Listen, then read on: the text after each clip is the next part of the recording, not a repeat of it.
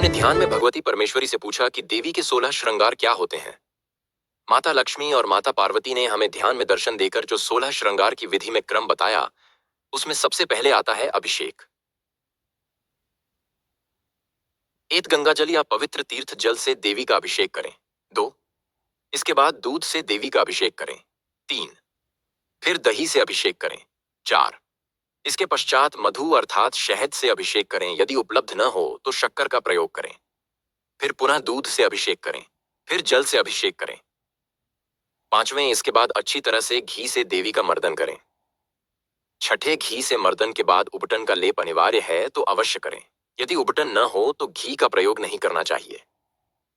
देवी के अनुसार इस विधि से उबटन बनाना चाहिए। उड़द की दाल का पाउडर, दरदरी हल्दी, बारीक शक्कर, नारियल तेल और चंदन, इन सबको बराबर मात्रा में मिलाकर 3/4 जल डालकर लेप तैयार करें और देवी को इस उबटन का लेपन करें और इसके पश्चात जल से अभिषेक करें। 7, फिर चंदन का लेप करें। यह देवी को अत्यंत प्रिय है, परंतु इसमें एक नियम यह है कि लेपन करके देवी को विश्राम देना होता है, यानी लेप कुछ देर लगे रहने देना चाहिए। यह बात हमें माता पार्वती ने ही बताई है कि लेपन कर देवी के बीज मंत्र की एक माला करने तक देवी को विश्राम देना चाहिए और अंत में गुलाब या अन्य सुगंधित द्रव्यों से युक्त जल से अभिषेक करें। 8, सुगंध या इत्र अर्पित करें, परंतु माता पार्वती ने बताया कि उनको मेहंदी विशेष प्रिय है, जबकि माता लक्ष्मी ने कहा कि उनको मेहंदी प्रिय नहीं है। पर कोई अर्पित करे तो वह क्रोधित या रुष्ट नहीं होती, परंतु लक्ष्मी जी को इत्र ही अर्पित करें। फिर वस्त्र अर्पित करें। माता पार्वती ने बताया कि सभी देवियों को साड़ी ही प्रिय है, पर कोई भी वस्त्र अर्पित कर सकते हैं, परंतु जो सक्षम न हो वह मौली का धागा भी अर्पित करे तो देवी प्रसन्न होती हैं।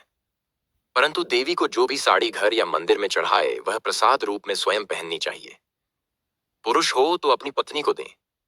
अविवाहित पुरुष अपनी माता या बहन को चढ़ाई हुई साड़ी दे सकता है। केवल जब दान करने की इच्छा से साड़ी मंदिर लेकर जाओ तो ही उसको दान करना चाहिए। 10, चंदन का तिलक करें। 11, उस पर कुमकुम का तिलक करें। 12, और फिर अष्टगंध का तिलक करें।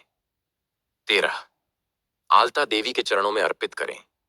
यदि विग्रह में चरण का दर्शन न हो तो उनके पास किसी कटोरी में आलता अर्पित करें। 14, आभूषण सामर्थ्यानुसार अर्पित करें। देवी को कंठ की माला अर्थात गले का आभूषण विशेष रूप से प्रिय है। 15, पुष्पमाला अर्पित करें। 16वां कमल पुष्प लक्ष्मी जी को सर्वाधिक प्रिय है और पूजन में जो कमी रह गई हो वह कमल पुष्प अर्पित करने से पूर्ण हो जाती है। यही हैं देवी के 16 श्रृंगार, जिन्हें श्रद्धा और भक्ति से अर्पित करने पर देवी की प्रसन्नता और कृपा प्राप्त होती है। बहुत से लोग सभी वस्तुएं मिलाकर पंचामृत बनाकर उससे अभिषेक करते हैं, परंतु देवी ने स्पष्ट किया है कि यह विधि उचित नहीं है।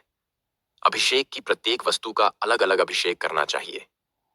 देवी ने बताया कि उनका उतरा हुआ या जो बचा हुआ उबटन है वह स्वयं भी प्रसाद रूप में उपयोग में ला सकते हैं। स्नान करने पर उबटन पैरों में बहेगा, पर उसका कोई दोष नहीं लगता। माता पार्वती ने हमें बताया कि अगर उन्हें कोई भी कृत्रिम वस्तु अर्पित की जाए तो वे उसे स्वीकार नहीं करती, यानी देवी को जो भी लिपस्टिक, बिंदी आदि अर्पित करते हैं वे ये सब चीजें स्वीकार नहीं करती। देवी ने बताया कि वैसे तो किसी भी शक्ति स्वरूप का 108 उपचार या विधि से पूजन होता है, परंतु घर में मनुष्य इतना विस्तृत पूजन करने में सक्षम न हो तो केवल षोडशोपचार विधि से जो पूजन होता है, यानी 16 वस्तु या विधि से, उससे भी मनुष्यों को पूर्ण फल मिल जाता है। और शक्ति पूजन में यही षोडश या 16 उपचार ही देवी के 16 श्रृंगार होते हैं। अधिक जानकारी के लिए चैनल को लाइक और सब्सक्राइब करना न भूलें।